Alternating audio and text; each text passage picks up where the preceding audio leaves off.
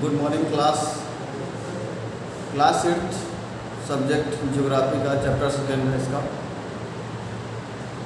इसके पहले मैंने एक चैप्टर करवा दिया था, उसके बाद में आज दूसरा चैप्टर है और दूसरा चैप्टर आज शुरुआत से डिस्कशन कर लेते हैं, स्टार्टिंग से इसका डिस्कशन कर लेते हैं। चैप्टर का नाम ही जैसे है, आप लोग जानते हैं चैप्टर में नाम लिखा है, ठीक है, सॉइल वाटर लैंड, ठीक है। उसके बाद में natural vegetation and wild life resources. Chapter से पता चल रहा है कि इसमें हम लोगों को पढ़ना क्या है। जैसे कि सबसे पहले इसमें लिखा है लैंड, ठीक है, ज़मीन के बारे में जानते हैं, धरती के बारे में क्या है, धरती के बारे में पता कर लेते हैं। Difference between soil and land, दोनों में क्या डिफरेंस होता है, ठीक है। तो सबसे पहले हम लैंड के बारे में जान लेते हैं जब, ठीक। उसके बाद में दूसरी हेडिंग लगा देते हैं सॉइल की, ठीक है।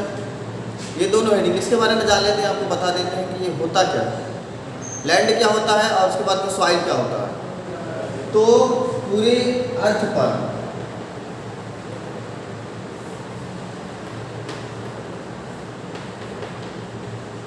ऑन अर्थ, पृथ्वी पर 30% क्या है, लैंड है। पृथ्वी पर 30% क्या है, लैंड है, ठीक है। सॉइल की बात नहीं कर रहा हूँ, पूरे अर्थ पर, पूरी पृथ्वी पर, पूरे अर्थ पर कितने परसेंट लैंड है, 30% लैंड है। बाकी क्या है, वाटर है, बाकी क्या है, वाटर है, ठीक है। और उसके बाद में सॉइल क्या है, सॉइल इसकी अपर लेयर,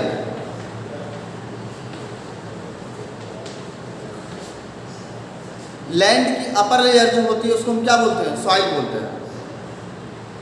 लैंड की अपर लेयर ये थिन होती है, थोड़ा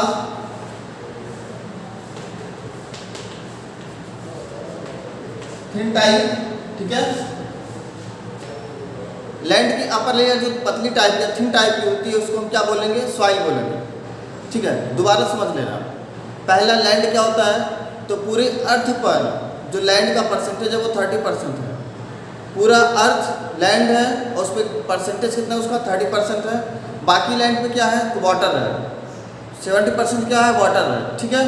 अप्रॉक्स में 70% वाटर है और अप्रॉक्स में 30% क्या है, लैंड है। और उसके बाद देखेंगे सॉइल क्या है, इसी लैंड का जो अपर लेयर, जो पतला अपर लेयर होता है उसको हम क्या बोलते हैं, सॉइल बोलते हैं, ठीक है। क्या बोलते हैं उसको बच्चों, सॉइल बोलते हैं, ठीक। अब थोड़ा सा देख लेते हैं वाटर, वाटर के बारे में देख लेते हैं थोड़ा, ठीक। वाटर के बारे में देख लेते हैं। पहले हमने बताया कि अर्थ पे 30% क्या है, लैंड है। उस अपर लेयर की, इस लैंड की अपर लेयर को क्या कहते हैं, सॉइल कहते हैं। और उसके बाद में वाटर क्या होता है, यहाँ पर 30% लैंड है तो जाहिर सी बात है यहाँ पे कितना परसेंट वाटर होगा, 70%। कितना परसेंट वाटर होगा, 70%। इस 70% में फ्रेश वाटर कितना है, फ्रेश वाटर 2.7%। 70% में फ्रेश वाटर कितना है, 2.7% है।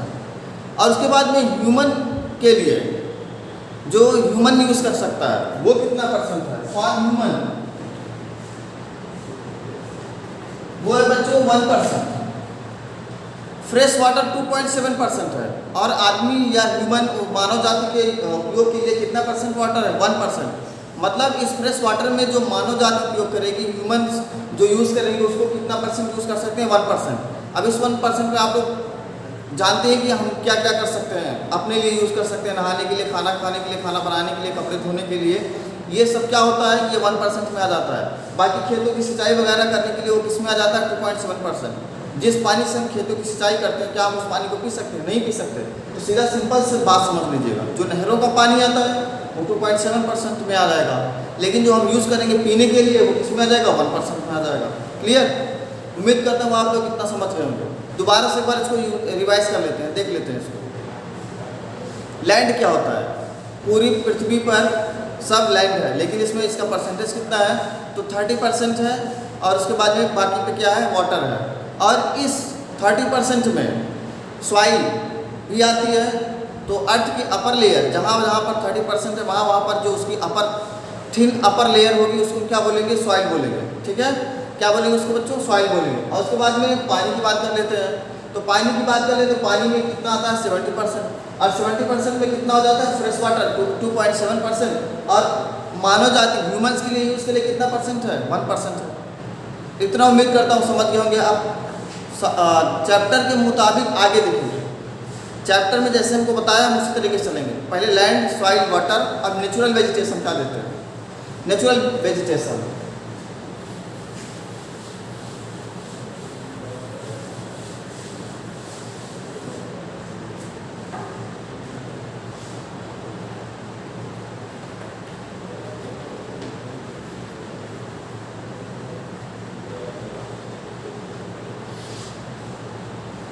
नेचुरल वेजिटेशन सीधा सीधा से देखने से हमको ये लग रहा होगा कि ये कुछ नेचर के बारे में इंडिकेशन हो रहा है, नेचर के बारे में इंडिकेशन हो रहा है, ऐसा हमको देखने से लग रहा है। ठीक है, तो अर्थ पे लैंड होगी, लैंड में सॉइल होगा और उसके बाद में उसके ऊपर लेयर, और उसी सॉइल पे की अपर लेयर पे क्या होगी नेचुरल वेजिटेशन। ठीक है, प्राकृतिक जीव जंतु जिसमें आ जाएंगे। जैसे कहीं पर बहुत ज़्यादा नेचुरल वेजिटेशन अच्छा होता है, कहीं पर बिल्कुल ख़राब होता है। सीधा सा एग्जांपल लेके समझते हैं नेचुरल वेजिटेशन क्या होता है। प्राकृतिक विविधता इसको बोलते हैं। ठीक है, ये नेचुरल वेजिटेशन अलग अलग तरीके से अलग अलग जगह पे अलग अलग वेदर पे डिपेंड करता है नेचुरल वेजिटेशन। जैसे 3-4 स्टेट का नाम ले लेते हैं, 3-4 स्टेट का हम नाम लेके आपको समझाने की कोशिश करते हैं, आप इसको अच्छे से समझेंगे नेचुरल वेजिटेशन कहाँ पे अच्छा होगा। जैसे सुंदरबन का डेल्टा, सुंदरबन डेल्टा, ठीक है, सुंदरबन डेल्टा, थार रेगिस्तान, थार डेजर्ट,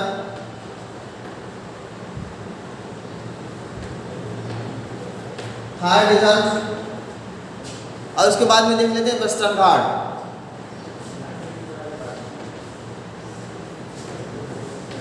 वेस्टर्न घाट मैंने तीन जगहों को चुना है, 3 प्लेसेस को मैंने यहाँ पे चूज किया है। अब इन 3 प्लेसेस के बारे में आपको बताते हैं। सुंदरबन का डेल्टा, ठीक, आप लोगों को ये पहले से पता होगा कि ये सुंदरबन का डेल्टा कहाँ पे है, वेस्ट बंगाल में है।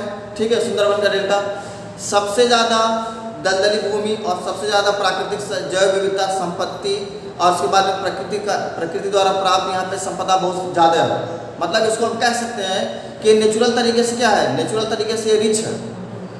इसको हम क्या कह सकते हैं, नेचुरल रिसोर्स से रिच है। ये कैसे रिच है, वहाँ पर सुंदरी नामक जो है ट्रीज पाए जाते हैं, सुंदरी ट्रीज पाए जाते हैं, लंबे लंबे होते हैं, इमारती लकड़ियाँ पाई जाती हैं, और वहाँ पर बहुत सारे अलग अलग टाइप के जो जीव जंतु पाए जाते हैं। टाइगर्स वहाँ के फेमस है, वहाँ पे स्नैक्स भी पाए जाते हैं, वहाँ पे अलग अलग जो है प्राकृतिक से कीड़े मकोड़े भी पाए जाएंगे, सारी चीज़ें वहाँ पे अलग अलग होंगी। तो यहाँ पर जो सुंदरबन का जो डेल्टा है, यहाँ पर क्या होगी, नदियाँ यहाँ पे गिरती हैं, गंगा और ब्रह्मपुत्र का डेल्टा, इसी को गंगा और ब्रह्मपुत्र का डेल्टा भी कहते हैं। ठीक है, सुंदरबन का डेल्टा। ठीक है, अब उसके बाद में ये जो सुंदरबन का डेल्टा है, यहाँ पर क्या होगा, अलग अलग टाइप की जो है चीज़ें यहाँ पर मिलेंगी, और ये क्या है, नेचुरल रिसोर्स से रिच है। इसको हम बोलेंगे सुंदरबन का डेल्टा। अब आगे देखेंगे Thar desert. Thar desert, Thar desert कहाँ पे है, राजस्थान में है। क्या यहाँ पे नेचुरल वेजिटेशन या नेचुरल रिसोर्सेज पाए जाएंगे, नेचुरल वेजिटेशन है, लेकिन क्या यहाँ पे नेचुरल रिसोर्सेज पाए जाएंगे, रिच है, नहीं है। आप कहोगे कि यहाँ पे केवल और केवल क्या मिलता है, सैंड है, सैंड है। ठीक है, और यहाँ पर जो है कुछ झाड़ियाँ मिलेंगी जिनकी पत्तियाँ या जिनके पेड़ों में क्या पाए जाएंगे, कांटे पाए जाते हैं, इस टाइप के यहाँ पर चीज़ें मिलेंगी।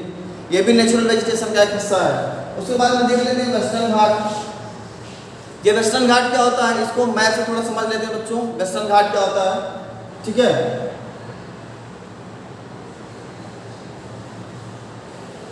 ठीक, मैप से समझ लेते हैं बच्चों। ये है हमारा गुजरात का पार्ट पड़ जाता है। ये कौन सा पार्ट जाता है बच्चों, गुजरात का पार्ट है।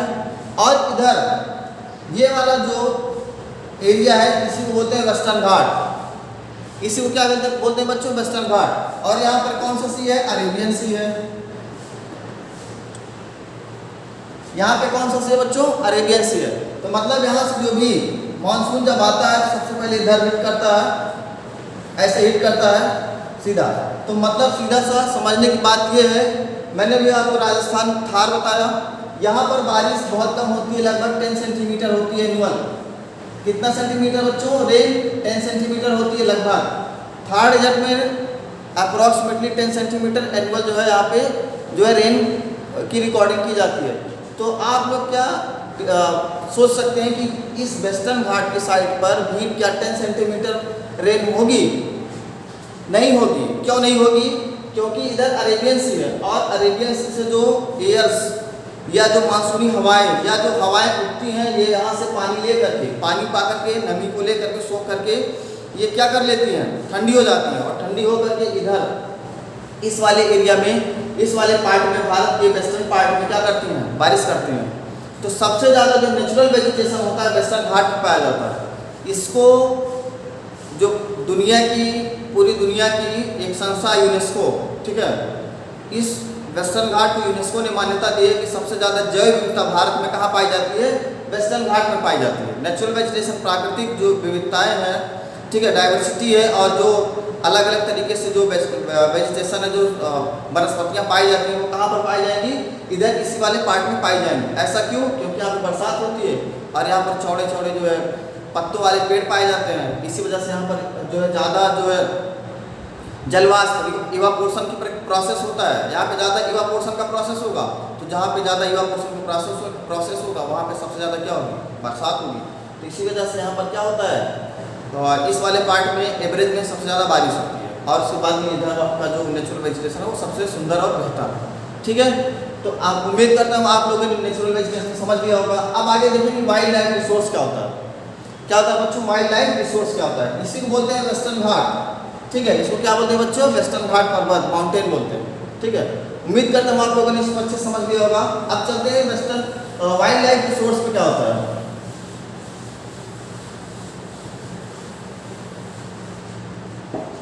वाइल्ड लाइफ रिसोर्स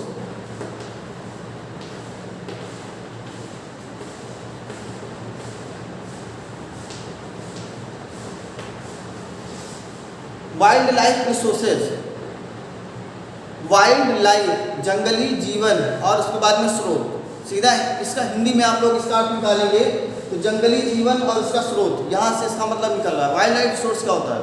तो जो वाइल्ड लाइफ रिसोर्स है इसको सिंपली तरीके से हम समझ लेते हैं सिंपलेस्ट फॉर्म में। ये जो वाइल्ड लाइफ रिसोर्स है मतलब जहाँ पर ज़्यादा जंगल होंगे वहाँ पर ज़्यादा से ज़्यादा जीव जंतु रहेंगे और वहाँ पर क्या होगा? ज़्यादा से ज़्यादा जो नेचुरल वेजिटेशन है वहाँ पर ज़्यादा होगा। इसी वजह से इसको वाइल्ड लाइफ रिसोर्स कहा जाता है। जैसे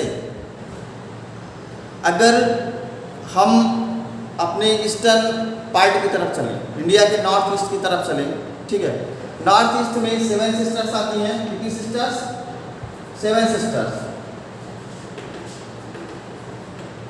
कितनी सिस्टर आती है बच्चों? 7 सिस्टर्स। इन नॉर्थ ईस्ट में 7 सिस्टर्स आती हैं।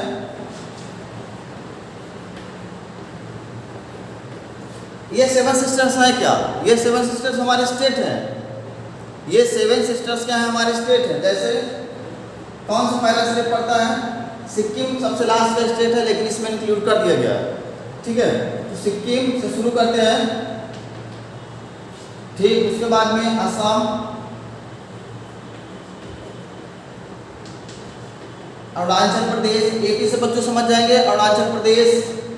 उसके बाद में अरुणाचल प्रदेश के बाद में आ जाते हैं हम लोग नागालैंड पे, नागालैंड, मणिपुर, ठीक है, कितने हो गए? आंध्र प्रदेश, नागालैंड, मणिपुर, मिजोरम, त्रिपुरा,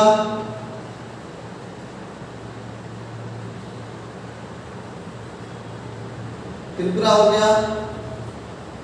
ठीक है, तो जो इस टाइप से है, ठीक है, सिक्किम हो गया, असम हो गया, आंध्र प्रदेश, अरुणाचल प्रदेश हो गया, नागालैंड हो गया, मणिपुर, मिजोरम, त्रिपुरा, जो इस टाइप के हमारे स्टेट हैं ये नॉर्थ ईस्ट में आते हैं।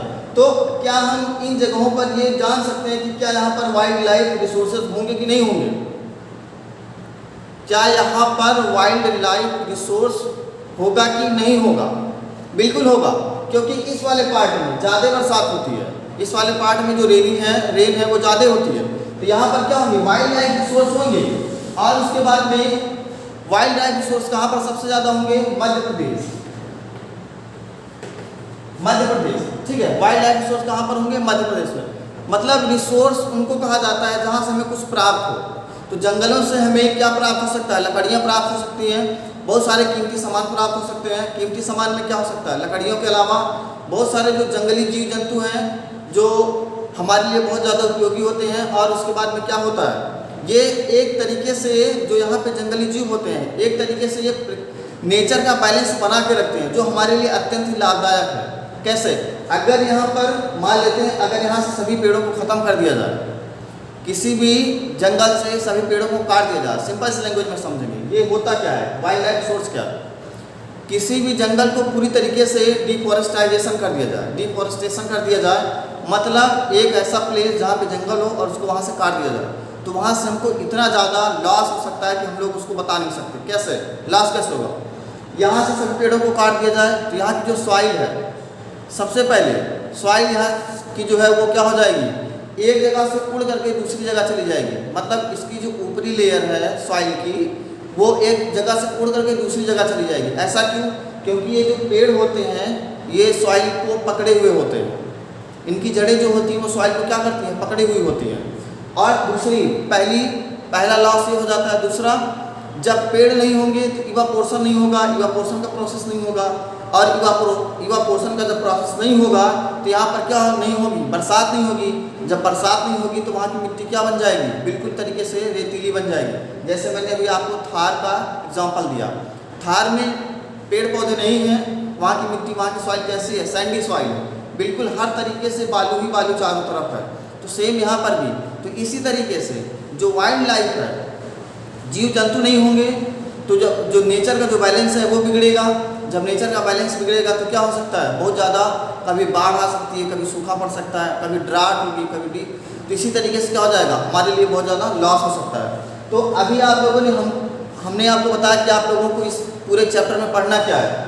लैंड के बारे में इंट्रोडक्शन दिया, सॉइल के बारे में, वाटर के बारे में, नेचुरल वेजिटेशन के बारे में बताया, वाइल्ड लाइफ रिसोर्स के बारे में बताया।